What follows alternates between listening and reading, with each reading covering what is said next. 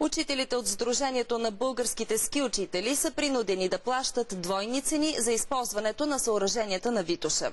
Годишната карта за лифтовете и влековете за тях е по 2500 лева. Днес учителите, които не са лицензирани от Федерацията по ски, протестираха символично при началото на програмата "Научи се да караш ски". Проблемът между Сдружението на българските ски учители и концесионера Витоша ски възникна след като Федерацията взе решение за прелицензиране на професионалните инструктори.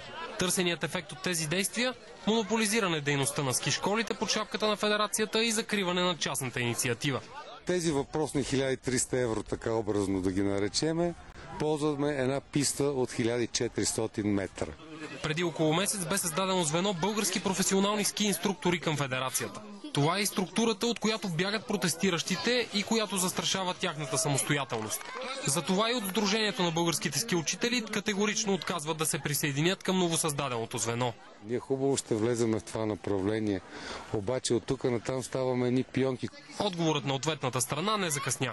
Считаме, че това е дейност, която се нуждае от регулация, от егидата на Българска ски федерация. Ролята на арбитър в случая се нагърби да вземе министърът на енергетиката и туризма Трайчо Трайков.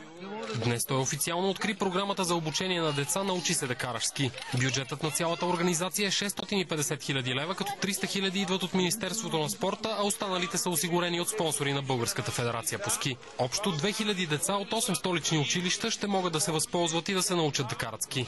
За TV7 Петър Стоянов.